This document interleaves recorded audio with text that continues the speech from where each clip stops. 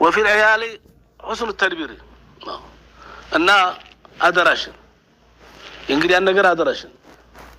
ስቃሽ ተቀበይ ባለሽ ነገር ያለሽ እንዲያደብቂ በረካ ያሳጣል ነብዩላህ ኢብራሂም አልሰማህም እንደ ሶላቱ ወሰላሙ ዐለይሂ ልጃቸው እስማኤል መካ ላይ አግብቷል አሏቸው ወንድ ልጅ ወልይ ስለማያስፈልገው አገባ እንዲያሉ እናቱ ሞተች እሱም አገባሏቸው ከፊልስጤም መጡ የልጃቸው ትዳር ሊያው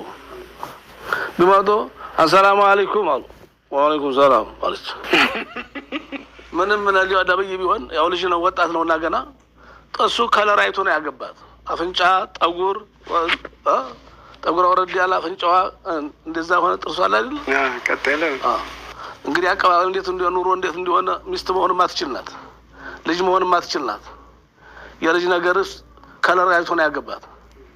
ገቡ ልጅ እስማኤልሳ ባለቤትሽሳ يلا ما طابلوا ያጠገቡ እንኳን ጓሮ ያለው ነው ወዘምዘም እንኳን ቀርታ ታቀርም ደም ቁጭ ዝም ባሰው እንግዲህ አሁን ቁጭ ሷብ ቁጭ ቡና ልቁ ላይ ያለ ሻይ ላፍ ላይ ያለ ومعاشكم رجال نور እንዴት ነው አረ ኑሮ نحن في شدة وضيق በጣም ተቸግረናል ችግር ላይ ነው ያለ ነው ይባላል ለእንግዲያ ችግር ይነገራል ይፈራው ድረሰ አሉና ባለቤትሽ ሲመጣ አሰላሙ አለይኩም እንደነ በይልኝ እኔ ነኝ የባለቤትሽ ማባት ነኝ አለው ኦኬ እና غير عتبة بابك ህክማ ተሞላበት ነው ነብዩ ኢብራሂም ይሄ በራ የሆነ ቀይረው በዩ በሩኩ ያምራሉ ሲል አይግባማ የበረም መካን ቀይራ የበራ አይሆንም ቀይር በዩ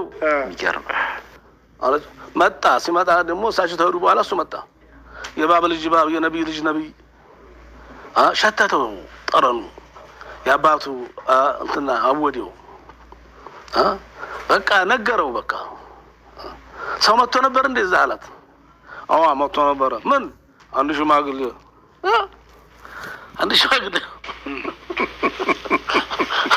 ይኮ ካራክተራይዜሽን ላይ ገበደም በቃ ሴትለዋል ምን አረግለታለሁ ምን አለሽ ኑሮ እንዴት ነው አለኝ ተቸግረናል አልኩት ከጀልቱ እንግዲህ ተሰው እርዳታ ፈለጋ ነው ለእንግዲህ ይነገራል እንዴ ምንም ማላሹ ምንም ማላኩ ወማውሳኪ ምን አደራለሽ ይሄን በር ቀይር ብለዋል አሰላሙ አለይኩም ብለዋል አተበቲ አንተ ጠለቅቱኪ አላህ ፈታሽ በአንድ ማለት ነው በሩ እኮ ሴት በር ነች እኮ በሩ ተተበላሽ ማን እንግዲህ አይገባ ዘመድ አይገባ እሷ ተከፋች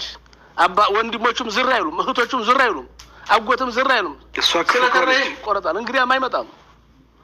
የሷና የሱ ብቻ ቤት ነው የሚሆነው መላእክት አይገባም እዛ ቤት ከባድ ነው በጣም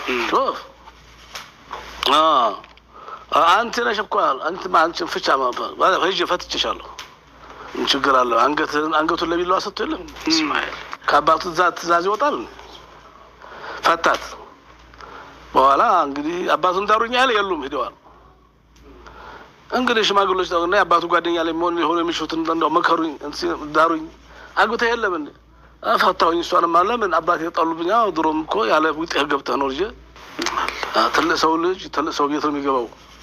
እንኳን ያቺ ጋር ተላቅ እንድራለን አሉ ሽማግሌ ቤት ገብተው ዳሩት በቆዞ ቆይተው ደግሞ መጡ ኢብራሂም ደግሞ እሺያን ቤት ሊሉ መጡ ሰላም አለይኩም ሰላም ፈገግብላ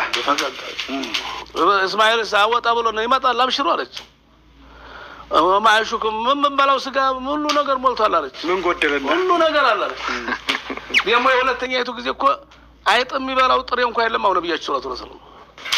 ምንም የዛቻይቱ ጊዜ ነበረ የመጀመሪያዋ ቀልባ ነው ጠበበው እንጂ የሆነ ርዝቅ አይጠፋም ነበር ሱብሃንአላህ ቀልባ ሰፊነት ነው የምፈልገው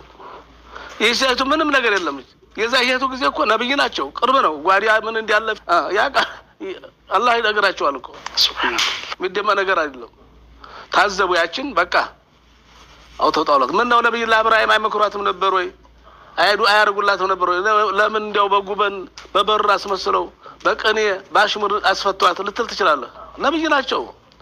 ምክር የማይመልሳት የአዘር ሸቀዋ ሸቀይ ከሆነች ሰይና ከድር ተቢጫዋቱበት ውስጥ አሉ ይገለውት የለን ለምን ቢሏቸው ይሄ ቢያዲግ ሌላ ችግር ያመጣል አልኩ እነዚህ በመቀጨት ይሻላል በለጋነቱ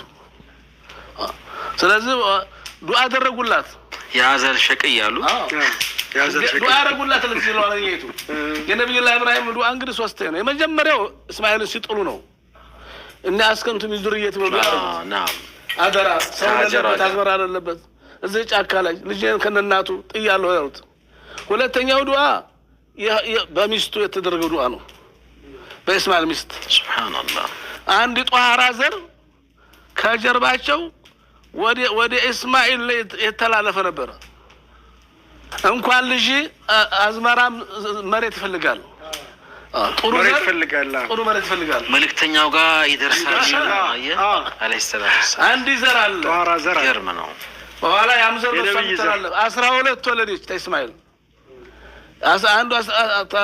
ከነብዩ አባት ከአብደላ ጀምሮ 30 ምናምን ድረስ ማት ነው ይገርም 36 አካባቢ ማት ነው ዘራች ሲቆጣ ረሱል ሰለላሁ ዐለይሂ ወሰለም